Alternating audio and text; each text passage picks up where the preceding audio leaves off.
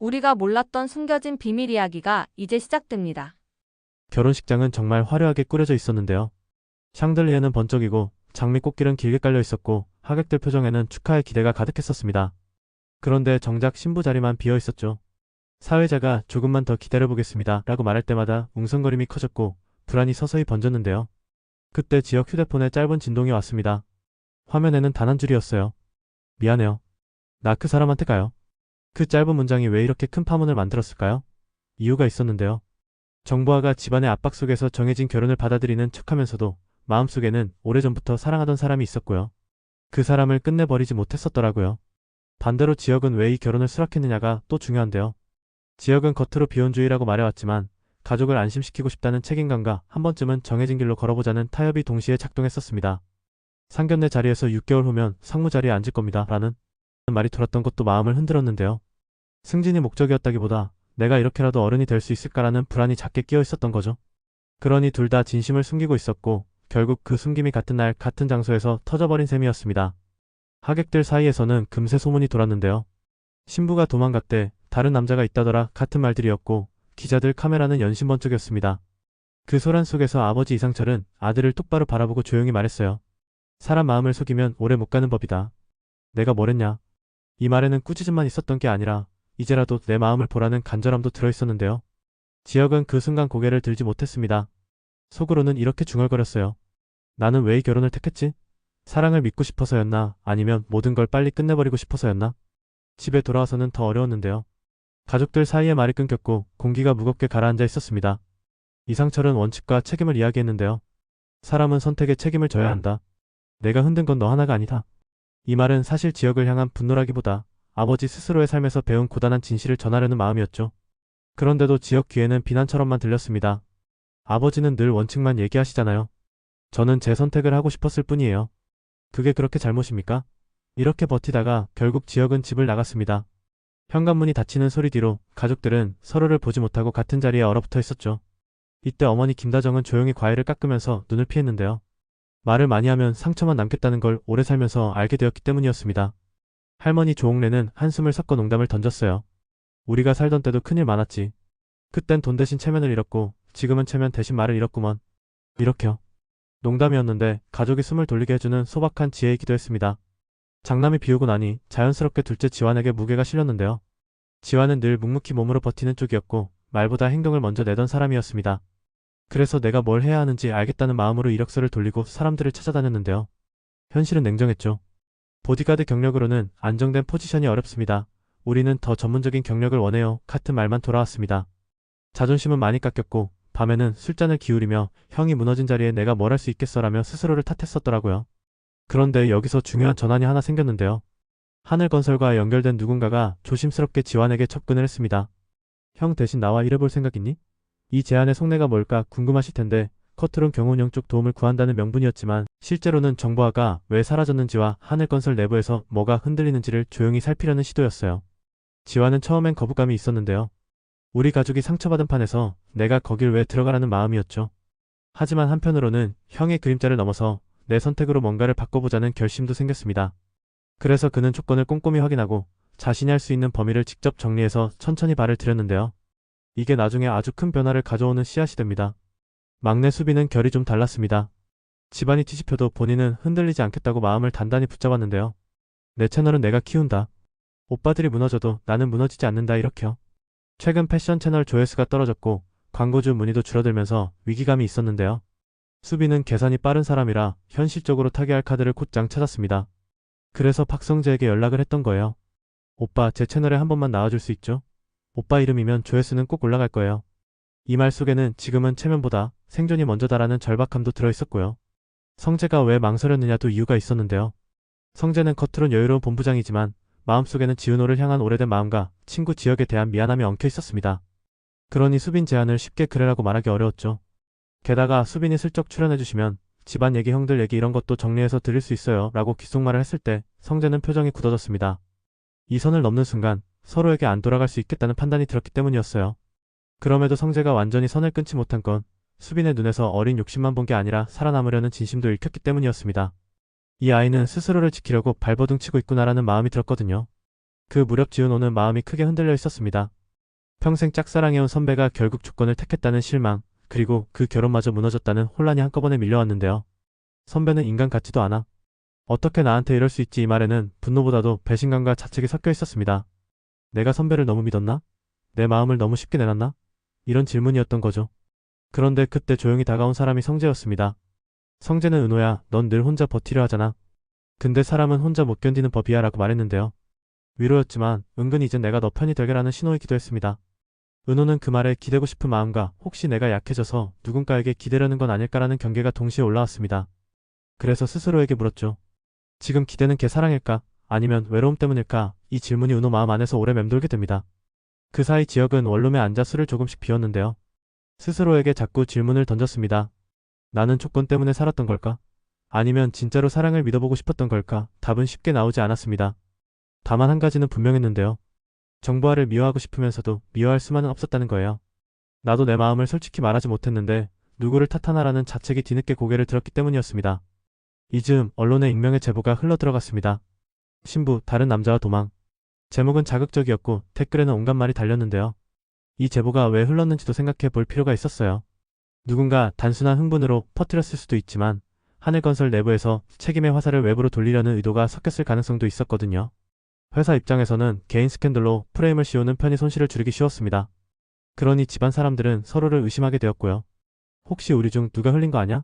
이렇게요. 특히 수빈이 성재에게 정보 운운했던 사실이 흘러들어가면서 가족 안에서는 은근한 시선이 수빈에게 꽂히기도 했습니다.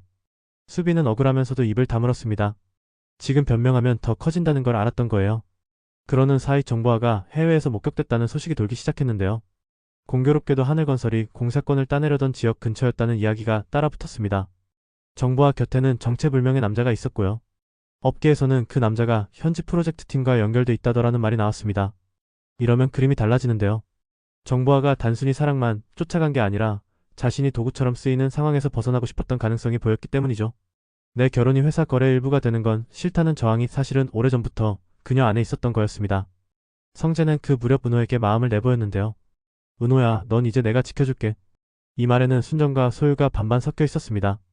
내가 너를 위해 움직이겠다는 약속이기도 했지만 너는 내 곁에 있어 달라는 부탁이기도 했죠.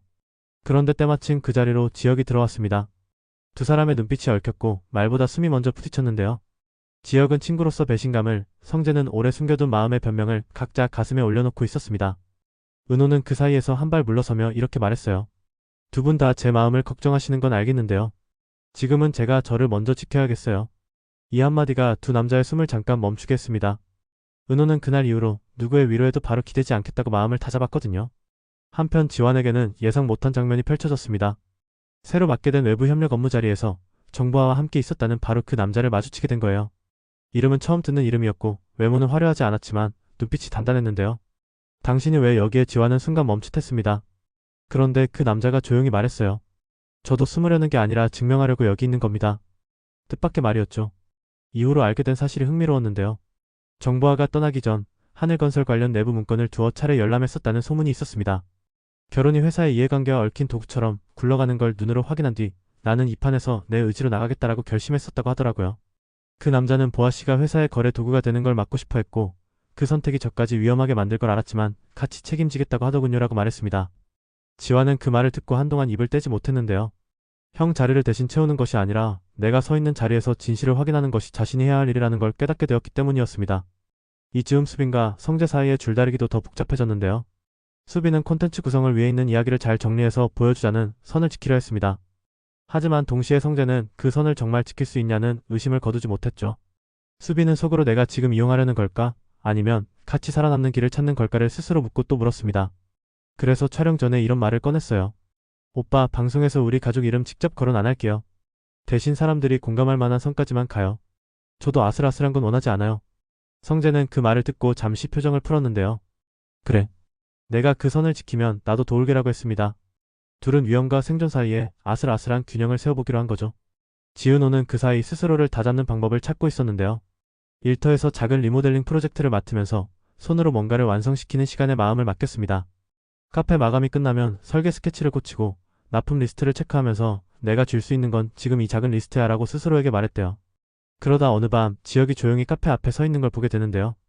둘은 잠시 눈을 피했고 그 다음엔 피하지 않았습니다. 은우가 먼저 말했어요. 선배, 제가 그때 했던 말 기억하시죠? 선배, 인간으로 먼저 좋아했거든요라고요. 그 말은 거짓이 아니었는데요. 그래서 지금은 제가 제 마음부터 지키려고 해요. 지혁은 고개를 끄덕였고 알겠다. 내가 내 마음을 지키는 동안 나도 내 마음부터 들여다볼게라고 답했습니다. 그 대화는 재회도 아니었고 이별도 아니었는데요.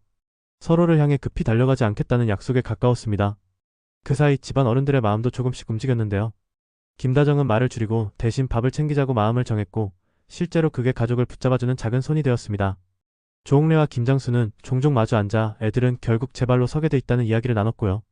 정순이는 딸 은호에게 기댈 땐 기대도 된다는 말을 조심스레 건넸습니다.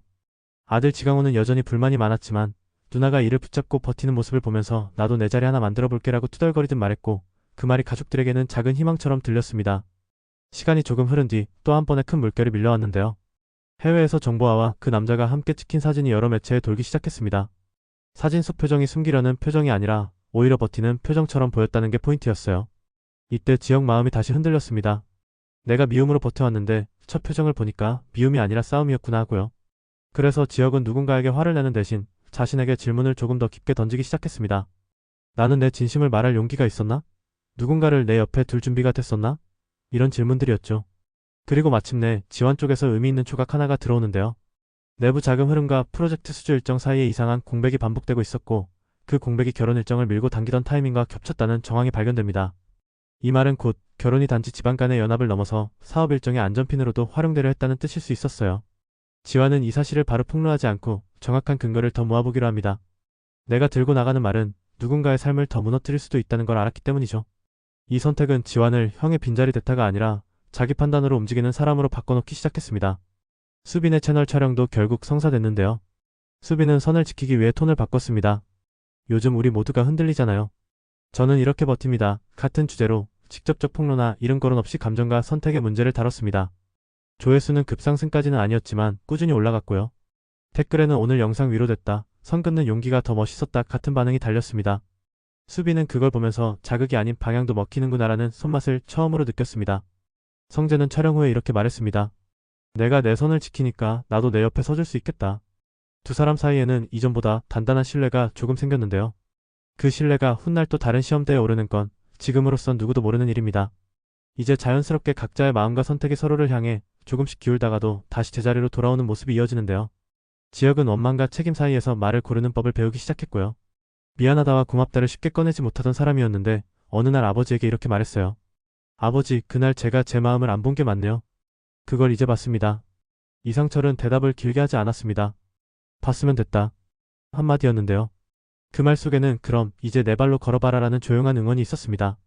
지환은 자신이 파고든 정황을 악이 맞추고 있었는데요. 서류가 아닌 사람의 말이 필요한 지점이 남아 있었습니다. 그래서 위험을 감수하고 정보아와 직접 연락이 닿을 수 있는 통로를 찾기 시작했어요. 당신들 이야기 말고 당신의 이야기를 듣고 싶다는 메시지를 전하기 위해서였죠. 이 선택은 지환을 사건의 바깥 사람이 아니라 사건의 중심에서 책임있게 말하는 사람으로 한 걸음 더 옮겨놓게 됩니다. 은호는 스스로를 지켜내는 법을 계속 연습하고 있었는데요. 선배를 향한 마음을 없애려 하지 않고 있는 마음을 다루는 법을 배워가는 중이었습니다. 그래서 마음이 약해지는 밤에는 이렇게 속으로 말했어요. 괜찮아, 나도 사랑을 믿고 싶었는데요.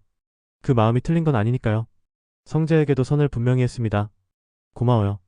그런데 제 마음이 준비되지 않으면 선배 마음이 커져도 저는 움직이지 않을게요. 성재는 고개를 끄덕였는데요. 그 고개 끄덕임이 쉬워 보였지만 사실은 오래 걸린 결심이었습니다. 사람의 속도를 존중하는 법을 배워야겠다는 마음이었죠. 수빈은 촬영 이후 가족과 잠깐 마주 앉는 시간을 만들었는데요. 제가 선 넘을까봐 걱정하셨죠? 그래서 선을 정했어요. 가족 이름 안 꺼내고 누가 들어도 상처 안 받게요. 이렇게 말했더니 어머니 김다정이 미소를 보이며 고맙다라고 했습니다. 그 한마디가 수빈에겐 크게 남았다고 해요.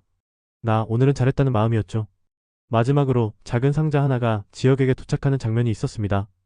발신인은 적혀있지 않았는데요. 상자 안에는 아무 글자도 없는 흰 카드와 오래된 필름 카메라가 한 대 들어있었어요. 카메라에는 한 컷의 필름이 남아있었고요. 지혁은 한참을 바라보다가 그 필름을 눌러 찍었습니다. 이제부터는 내가 내 손으로 장면을 남기자라는 뜻이었겠죠. 그게 정보아가 보낸 것인지 아니면 다른 누군가의 배려였는지는 아직 알 수 없었습니다.